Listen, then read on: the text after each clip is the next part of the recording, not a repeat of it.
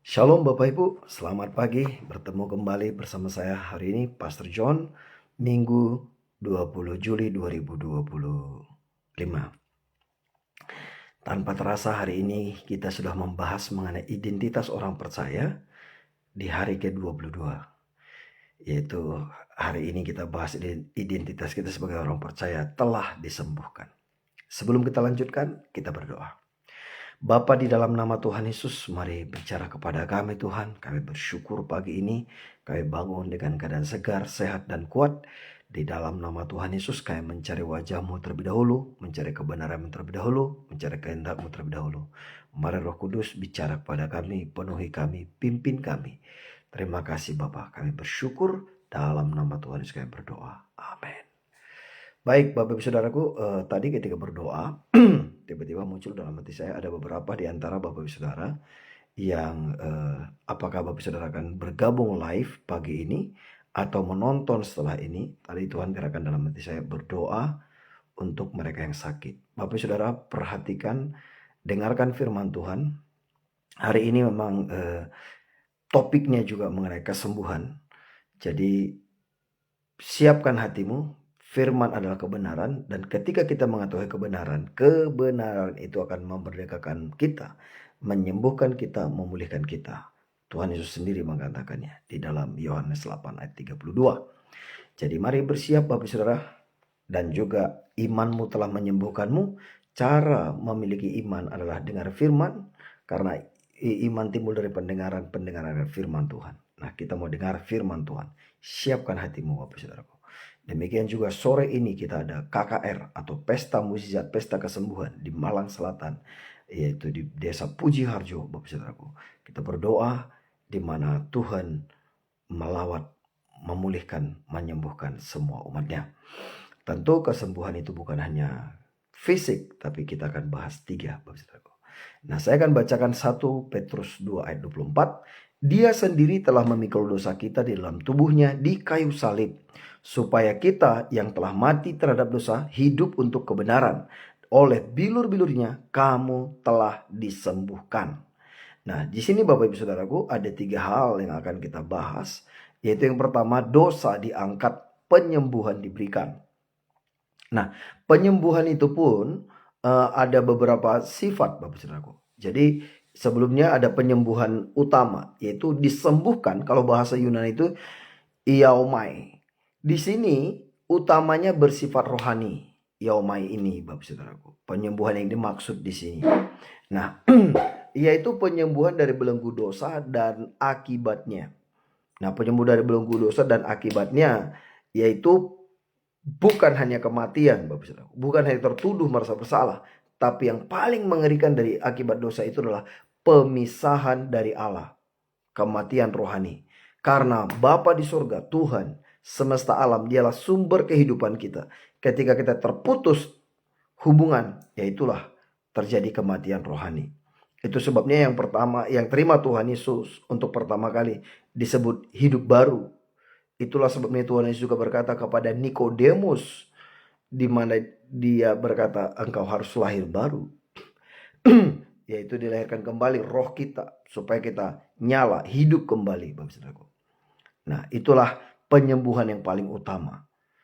Kerohanian kita disembuhkan, dibangkitkan, dipulihkan, dihidupkan Bapak Saudaraku. Nah, jadi dasar identitas kita, orang percaya bukan lagi orang sakit rohani yang terbelenggu dosa, melainkan orang yang telah dipulihkan relasinya dengan Bapa di surga. Itu Bapak Saudaraku. Itu yang paling utama kita tahu, di mana dosa telah diangkatkan, pemulihan diberikan, penyembuhan diberikan buat kita.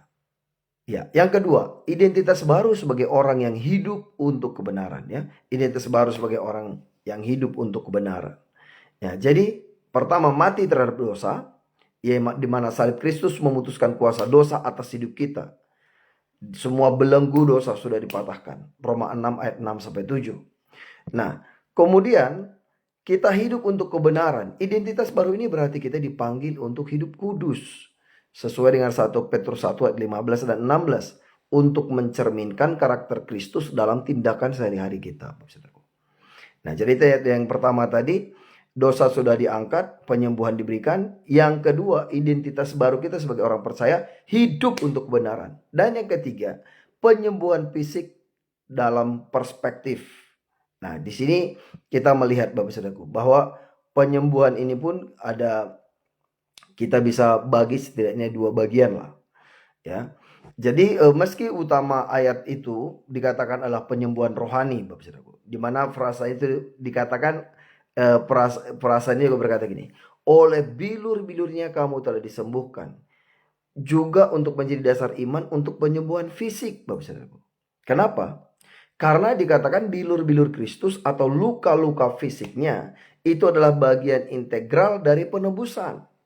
Seperti yang sudah diberitahu Yesaya juga, lebih 1000 tahun sebelum kedatangan Tuhan Yesus, Yesaya sudah berkata dalam Yesaya 53 ayat 5, yang itu yang dikutip oleh Petrus dalam 1 Petrus 2:24 ini, menyebutkan baik dosa-dosa, di mana di situ ada dosa pemberontakan kita maupun sakit penyakit, yaitu sakit-sakitannya kita, dan kemudian di dalam kesembuhan itu kita bisa terima oleh bilur-bilur Yesus, atau oleh bilur-bilurnya kita sudah disembuhkan. Nah, namun penyembuhan fisik itu terbagi dua, Bapak Saudaraku. Penyembuhan fisik itu sudah dan belum. Loh, kok sudah dan belum? Nah, karena gini Bapak Saudaraku. Sudah karena Kristus menyediakan penyembuhan lewat salib Kristus. Ya, penyembuhan disediakan lewat salib, Matius 8 16 sampai 17. Dan juga di dalam Markus 16 ayat 17 dan 18, oleh bilur-bilurnya kamu sudah sembuh. Tanda-tanda orang percaya meletakkan tangan seorang sakit dan menjadi sembuh. Jadi kesembuhan fisik sudah kita terima. Walaupun beberapa orang kadang-kadang menerimanya tidak 100%, tapi proses. Nah, itu saya sudah melihat ribuan kesaksian kesembuhan. Beberapa yang stroke langsung bisa jalan. Ada yang buta melihat, tuli mendengar. Yang bisu mulai berkata-kata. Ada 22 tahun belum pernah jalan sejak lahir dan mereka berjalan. Saya melihat ribuan, bahkan mungkin puluhan ribu kesembuhan dalam hampir 30 tahun dalam pelayanan, Bapak Saudaraku. Nah, saya melihat kesembuhan, ada yang instant plug, ada yang mereka proses, tapi fisik ini fisik. Nah, mereka sembuh. Termasuk saya juga mengalami banyak sekali kesembuhan. Nah, tapi belum. Kenapa belum? Belum ini Bapak Saudaraku nanti hanya terjadi ketika Tuhan Yesus datang kedua kali. Nah, karena itu adalah pemulihan sempurna tubuh baru yang akan terjadi pada kebangkitan. 1 Korintus 15 ayat 42 sampai 44. Di mana kita mendapat tubuh yang baru, tubuh kemuliaan. Di dalam 1 Korintus 15 itu Bapak Saudaraku. Boleh dibaca nanti, itu bagus banget. Ya, tentang kebangkitan juga lah, tapi juga tentang tubuh kemuliaan yang akan kita terima. 1 Korintus 15 ayat 42 sampai 44. Nah, jadi Bapak Ibu Saudaraku, apa implikasi praktis identitas ini dalam hidup kita? Yaitu identitas sebagai orang percaya, kamu sudah sembuh. Nah, jadi sebagai orang yang telah disembuhkan, hidup kita ditandai oleh pertama Bapak Saudaraku, kebebasan dari keterikatan dosa. Kuasa dosa dipatahkan, Roma 6 ayat 14. Yang kedua, tanggung jawab untuk hidup kudus, menjadi imamat yang rajani, imam dan raja, 1 Petrus 2 ayat 9. Yang ketiga, pengharapan dalam penderitaan. Sekalipun tubuh masih sakit, identitas kita sebagai orang yang disembuhkan Kristus tidak berubah. 2 Korintus 4 ayat 16 sampai 18. Nah, jadi Bapak Ibu Saudaraku, mari klaim janji Tuhan dalam hidupmu, hidupi identitas yang Tuhan sudah berikan buat kita, itu realitas rohani kita. Nah, oleh karena itu kenapa banyak anak Tuhan tidak menerima? Yesaya 4 ayat 6 sudah berkata, umatku binasa karena tidak mengenal Tuhan. Karena tidak tahu kebenaran, tidak tahu firman, mereka tidak tahu haknya.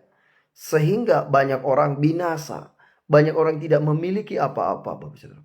Oleh karena itu kita belajar firman. Bukan supaya jago khotbah, bukan. Tapi supaya kita ngerti siapa kita, identitas kita dalam Kristus. Yang Tuhan sudah sediakan bagi kita.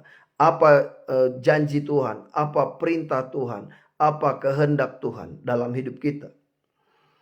Ya, jadi firman itu ada mengandung janji, mengandung perintah, mengandung arahan, tuntunan, ada banyak juga nubuatan, ada begitu banyak firman, Bapak Saudaraku. Kita belajar, kita bisa tanya, ini ketika kita belajar firman, ada nggak di sini perintah Tuhan? Ada nggak larangan Tuhan? Ada nggak janji Tuhan? Ada nggak tuntunan Tuhan? Ada nggak petunjuk Tuhan? Apa? Kita bisa menggali seperti itu. Nah, kalau kita menemukan ada teguran Tuhan, bertobat, Bapak Saudaraku. Kalau memang kita temukan ada perintah, lakukan. Kalau memang kita temukan di situ ada janji, pegang, deklarasikan sampai itu digenapi dalam hidup kita. Itu yang kita katakan rema. Tapi kalau kita hanya baca supaya tahu, Bapak Saudaraku, setan lebih tahu dari kita. Dan mereka gemetar. Nah, yang membedakan itu adalah kita ini sudah dibebaskan, ditebus. Ketika beberapa bulan lalu Tuhan taruh dalam hati saya, sampaikan mengenai identitas ini. Jadi Bapak Ibu Saudaraku, kalau kita mengerti identitas kita, wow, itu luar biasa. Identitas kita dalam Kristus. Itu membuat kita itu memiliki yang namanya percaya diri. Kita memiliki keyakinan, keteguhan gitu. Nggak minder, Bapak Saudaraku. Nggak takut, karena apa? Ya, you are precious. Karena kita berharga bukan karena prestasi kita. Bukan karena pencapaian kita, kekayaan kita, kepintaran kita. No, it's all about Jesus, Bapak Saudaraku. Itu yang membuat kita berharga. Jadi kita bisa memiliki confidence yang tinggi. Ya. Bukan confidence sombong, bukan. Karena Yesus. Kalau kita tahu semua karena Tuhan Yesus, karena Bapa di surga telah menunjukkan kasih-Nya kepada kita, bahkan ketika kita masih berdosa, terlebih lagi sekarang kita jadi warga negara kerajaan surga. Tapi kalau kita berpikir, wah karena aku belajar banyak, karena aku hebat, karena aku kuat, olahraganya hebat, nabungnya banyak, jadi aku kayak kerja kerasnya, orang kerja 8 jam, saya kerja 20 jam. Itu namanya sombong ya. Ya, kita bersyukur kalau kita punya disiplin tinggi untuk mencapai beberapa pencapaian, mendapatkan begitu banyak penghargaan, it's okay, good, Bapak Saudaraku. Tapi kalau self-center, fokusnya adalah diri kita, pencapaian kita, segala macam, itu yang membuat kita jatuh. Tapi ketika fokusnya adalah Tuhan, ini karena Tuhan, Tuhan tolong, kemuliaan Tuhan, dari Tuhan, untuk Tuhan, bagi Tuhan, saya ini hanya hamba Tuhan, saya melakukan yang Tuhan mau supaya bisa menolong lebih banyak orang, menginspirasi banyak orang. Jadi ketika fokusnya itu adalah Tuhan, impactnya adalah orang lain melalui kita, Bapak Saudara. Tapi ketika fokusnya adalah diri kita, Tuhan juga muak, menjijikkan di hadapan Tuhan, dan banyak orang lain juga tidak happy gitu. Ya, bahkan orang sombong pun tidak suka sama orang sombong, Bapak Saudara. Ada orang hanya ya udahlah, karena kita ada kebutuhan, dengerin aja gitu. Nah, Bapak Ibu Saudaraku, mari kenali identitas kita dalam Kristus. Nah, jadi tadi identitas kita sebagai orang percaya di dalam 1 Petrus 2 ayat 24 ini kita sudah disembuhkan itu ada 3. Pertama, dosa yang orang berdosa, dosanya sudah diampuni. Ya, ini yang pertama, ditebus oleh darah Yesus. Yang kedua, orang yang disembuhkan secara rohani, dipulihkan untuk relasi dengan Bapa di surga. Yang ketiga, orang yang hidup untuk kebenaran, dipanggil untuk mencerminkan kekudusannya. Ini Bapak Saudaraku, kita dipanggil jadi God's ambassador. Kita diutus supaya melalui kita orang melihat kasih dan kuasa Tuhan dinyatakan. Amin. Ya, tentu saja kita juga bisa buat kesalahan, kita juga bisa make mistake ya. Ya, is proses supaya kadang-kadang kita juga, Tuhan juga izinkan kita gagal. Rencana yang bagus, yang sempurna itu pun kadang-kadang Tuhan biarkan gagal. Karena itulah satu-satunya cara, satu-satunya jalan buat hati ini rendah hati. Ya, buat otak yang sombong ini bisa rendah hati. Nah, ketika kita selalu berhasil, semua jadi, apalagi sesuai dengan deadline, timeline gitu ya. Semua berjalan sesuai SOP. Kita udah gak butuh Tuhan, Bapak Saudaraku. Ya, kita jadi Superman, super power. Tapi kadang-kadang Tuhan izinkan rencana paling sempurna, koneksi paling hebat, dan kemudian SOP paling bagus pun ternyata kadang-kadang tidak berjalan. Kehati-hatian kita yang paling sempurna pun ternyata tidak menjamin segala sesuatunya itu menjadi berjalan yang sangat baik. Ya, disitulah kita tahu kita butuh Tuhan, Bapak Saudaraku. Oke, sebelum doa saya bacakan satu ayat lagi, Filipi 3:21. Di mana intinya itu penyembuhan fisik adalah anugerah Allah yang dapat dialami dalam masa kini, tetapi kepenuhannya akan nyata pada kedatangan Kristus kedua kali, ketika tubuh fana kita diubah menjadi tubuh kemuliaan. Nah, di mana ada masa di mana tubuh fana ini, tubuh jasmani ini tidak mendapat bagian dalam kekekalan. Tapi ini ya, roh dan jiwa kita tetap untuk selamanya. Makanya nanti orang yang di surga, bahkan mereka yang di neraka pun, mereka tetap ingat berapa keluarganya, segala macam selama di bumi mereka ingat, Bapak Saudaraku. Kenapa? Jiwa itu kekal. Tubuh ini aja yang sementara. Ya, tapi ini tubuh di bumi. Nanti kita menggunakan tubuh dalam kekekalan. Nah, jadi bagaimana kadang-kadang orang bilang, bagaimana kita tahu? Ya, kita udah mengalami dari hidup ini, Bapak Saudaraku. Kita mengalami namanya pemulihan demi pemulihan. Dan kemudian juga kita melihat kemuliaan demi kemuliaan dan seterusnya. Amin, Bapak Saudaraku. Nah, sekarang Tuhan Yesus juga berkata begini. Kerajaan surga itu seperti pesta. Saya salah satu yang pernyataan Tuhan Yesus yang paling saya suka. Karena Tuhan Yesus berkata kerajaan surga itu seperti pesta. Kenapa seperti pesta? Di pesta segala sesuatu sudah tersedia, Bapak Saudaraku. Sekarang secara khusus buat Bapak Saudara yang sakit, kesembuhanmu sudah tersedia, sudah disiapkan. Mari datang ke pestanya Tuhan. Terima pemulihanmu, pengampunan dosa, pemulihan, dan kesembuhan fisik. Pertama roh, jiwa, dan tubuh. Terima Bapak Saudaraku. Amin. Kalau engkau ada sakit, mari lakukan. Firman berkata, tanda-tanda ini menyertai orang percaya, meletakkan tangan seorang sakit dan menjadi sembuh. Kalau engkau ada sakit di tubuhmu, engkau taruh tanganmu di atas kepalamu. Kita berdoa. Setelah kita berdoa, periksa. Do something. Lakukan sesuatu yang Bapak Ibu Saudara tidak bisa lakukan sebelumnya. Siap? Mari kita berdoa. Bapa, di dalam nama Tuhan Yesus, saat ini Tuhan sebagai firman-Mu berkata bahwa oleh bilur-bilur Yesus engkau sudah sembuh.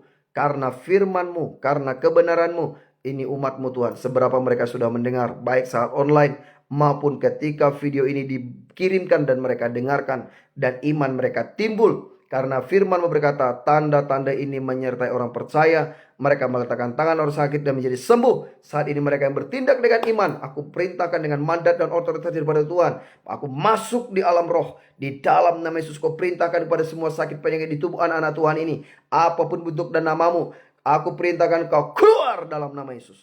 Oleh bilur-bilur Yesus, sembuh.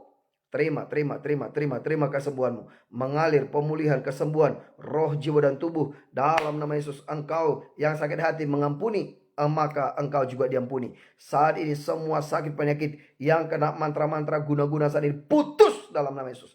Pelayanan malaikat aktif dalam nama Tuhan Yesus. Terima kasih Bapa. Kami bersyukur oleh bilur-bilur Yesus sembuh. Kami aktifkan perjanjian darah domba dalam nama Tuhan Yesus. Kami bersyukur dan kami berdoa. Haleluya. Amin, amin, amin, amin. Amin Bapak Saudaraku. Selamat melayani, selamat beraktivitas. Tuhan Yesus memberkati. Shalom.